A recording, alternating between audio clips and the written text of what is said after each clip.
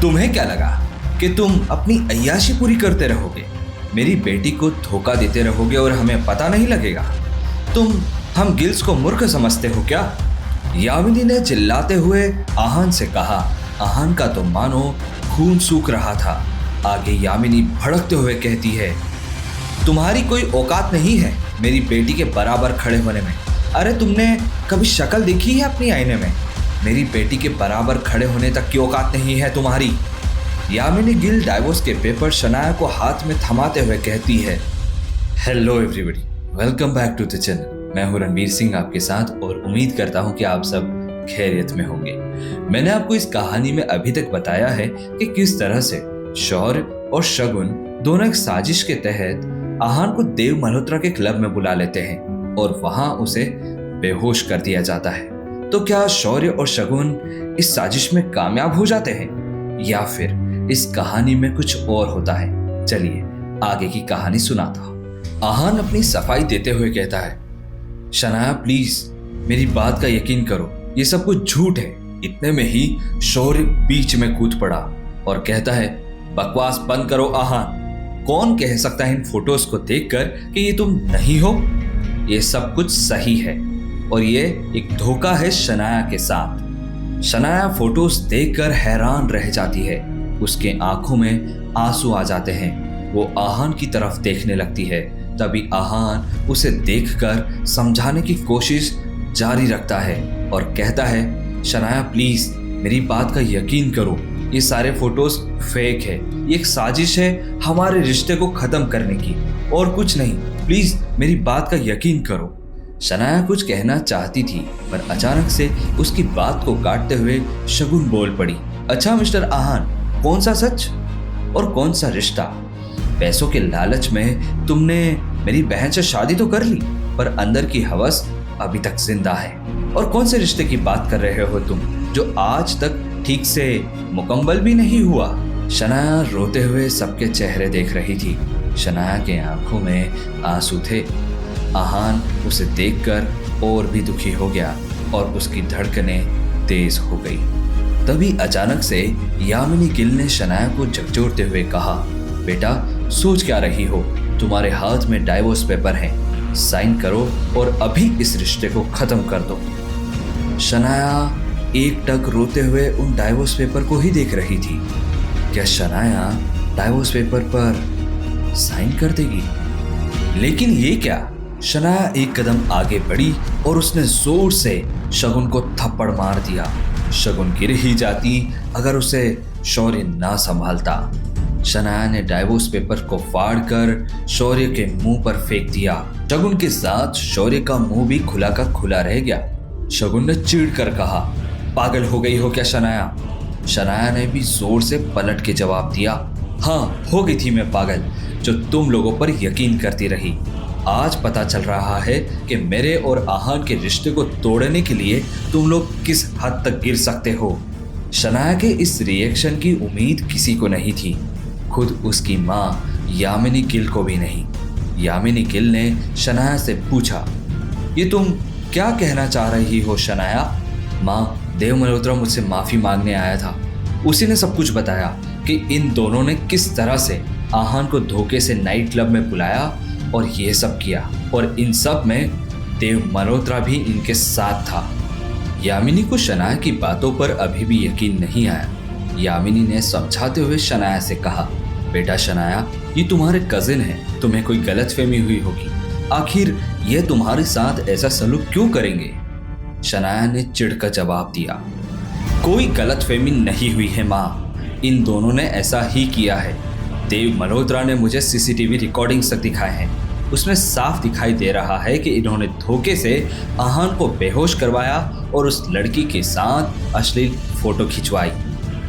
शनाया सबके सामने उन दोनों के राज खोल रही थी। शौर्य और शगुन का चेहरा पीला पड़ चुका था।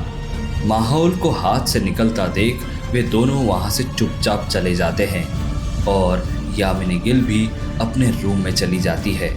शनाया को रोता हुआ देख आहान अब समझ पाता है कि शनाया की आंखों में आंसू उसके प्यार के हैं। अगली सुबह शनाया के लिए एक नया चैलेंज लाने वाली थी। शनाया तैयार होकर आहान के साथ गिल कंस्ट्रक्शन पहुंच जाती है। जैसे ही आहान और शनाया वहां पहुंचते हैं तो वो देखते हैं कि आनंद गिल शनाया के दादाजी एक बिजनेस मीटिंग ले रहे होते हैं। वो कह रहे होते हैं, देखिए आप सब जानते हैं कि रोजवुड स्प्रिंग में किसी बड़ी कंपनी ने इन्वेस्ट किया है और उसकी पॉपुलैरिटी बढ़ती जा रही है और काफ़ी बिल्डर्स उन्हें पिच कर रहे हैं। मैं चाहता हूं वो प्रोजेक्ट सिर्फ और सिर्फ गिल कंस्ट्रक्शन को ही मिले। तो आप सभी से मैं गुजारिश करता हूं कि अपनी कोशिश करें और वो प्रोजेक्ट गिल कंस्ट्रक्शन को अलॉट करवाएं। और हाँ, अगर ऐसा नहीं हुआ तो आप सभी अपनी डेजिग्नेशन छोड़ने के लिए तैयार रहें। प्रोजेक्ट की बात चल ही रही होती है कि अचानक से शौर्य बीच में कह देता है, शनाया के पापा शेखर अंकल, उनके अंडर एक इंजीनियर की टीम है और वो तो हॉस्पिटल में है।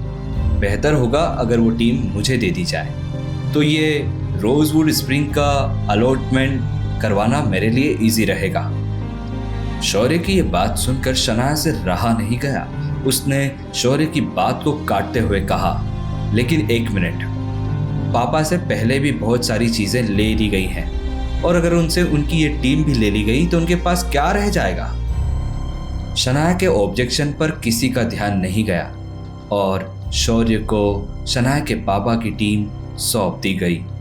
मीटिंग खत्म होने के बाद शौर्य तुरंत हर्ष रोजवुड स्प्रिंग के सीईओ को फोन कर देता है और कहता है, हेलो सर, मैं शौर्य बात कर रहा हूँ गिल कंस्ट्रक्शन से और रोजवुड स्प्रिंग के बिल्डिंग प्रोजेक्ट के लिए हम भी पिच कर रहे हैं और मैं चाहता हूँ कि ये अलॉटमेंट आप हमें ही करें। शौर्य की बात सुनकर हर्ष बड़ी ही कड़क आवाज में ताना मारते हुए शौर्य से कहता है, बड़ा ही अनप्रोफेशनल तरीका है सर आपका। इससे पता लग रहा है कि आपकी कंपनी का लेवल क्या है और आपके बात करने के तरीके से पता चलता है कि शायद आपको पता नहीं कि इतने बड़े बड़े प्रोजेक्ट फोन पर नहीं पकड़ाए जाते हैं। इतना तीखा जवाब सुनकर शौर्य की तो हवाइयां उड़ गई।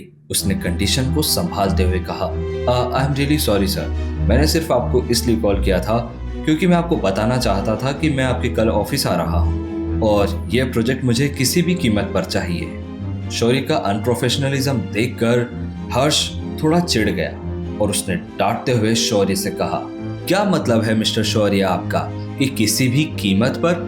क्या आप मुझे कोई धमकी दे रहे हैं? क्या मतलब क्या है आपका? ये प्रोजेक्ट सिर्फ डिजर्विंग बिल्डर्स को ही मिलेगा और हाँ, अगर आपको चाहिए तो आप कल मेरे ऑफिस आ जाइए। प्रेस कॉन्फ्रेंस में आप गिल कंस्ट्रक्शन की कैपेबिलिटीज की बात पूरी मीडिया के सामने ही होगी। धमकी देते हुए हर्ष मेहरा ने फोन काट दिया। शौर्य शॉक्ड रह गया। वो सोचने लगा, अरे ये मैंने क्या कर दिया? अगर मैं वहां गया तो हर्ष मेहरा प्रोजेक्ट देना तो दूर की बात, सबके सामने इज्जत नीलाम कर देगा। तभी अचानक शौर्य के खुफिया दिमाग में एक तरकीब सूझी। वो दौड़ता हुआ दादाजी आनंद गिल के चैम्बर में गया और उन्हें पट्टी पढ़ाने लगा। दादाजी को बहलाते फुसलाते शौर्य कहता है, दादाजी मैं कह रहा था कि शनाया कितनी टैलेंटेड है ना, वो कितनी मेहनत करती है कंपनी के लिए, दिन रात मेहनत करती है। दादाजी शौर्य की फिजूल बातों में बिल्कुल इंटरेस्ट नहीं ले रहे थे, इसीलिए दादाजी ने कहा, जो कुछ भी है साफ साफ कहो, घुमाओ फिराओ मत। शौर्य पॉइंट पर आता है और कहने लगता है, दादाजी मैं चाहता हूँ कि रोजवुड स्प्रिंग के प्रोजेक्ट के लिए शनाया ही ट्राई करे। मुझे लगता है ये उसके लिए आसान होगा और ये हमारी कंपनी के लिए ही फायदेमंद है। इतना कहकर शौर्य अपना आखिरी दाव भी खेल लेता है और इस तरह रोजवुड स्प्रिंग का प्रोजेक्ट शनाया को मिल जाता है। पर शनाया इस बात से बिल्कुल वाकिफ नहीं थी कि शौर्य पहले ही सारा काम फोन लगाकर बिगाड़ चुका है। अब गिल कंस्ट्रक्शन का काम बिगड़ेगा और इल्जाम आएगा शनाया पर। अगले ही दिन सभी लोग रोजवुड स्प्रिंग के मीडिया सेंटर पहुंच जाते हैं। मीडिया के अलावा वहां पर बड़ी बड़ी कंपनीज के सीईओज भी आए हुए थे और वो कंपनीज जो गिल कंस्ट्रक्शन से 3 या 4 गुना बड़ी थी। तभी हर्ष मेहरा आगे आते हुए सब पर नजर डालता है और अचानक से कहता है, क्या यहाँ कोई गिल कंस्ट्रक्शन से आया है। तो क्या लगता है आपको कि शनाया पूरी तरह से शौर्य की साजिश में फंस चुकी है, या फिर सीईओ हर्ष मेहरा कोई नया कदम लेगा? क्या शौर्य की वजह से शनाया का करियर यहीं खत्म हो जाएगा? इन सभी सवालों के जवाब के साथ मैं रणवीर सिंह आपसे मिलूंगा नेक्स्ट एपिसोड में। तब तक रखिए अपना बेहद सारा ख्याल और मुझे दीजिए इजाजत। और हाँ, चैनल को सब्सक्राइब करना ना भूलें।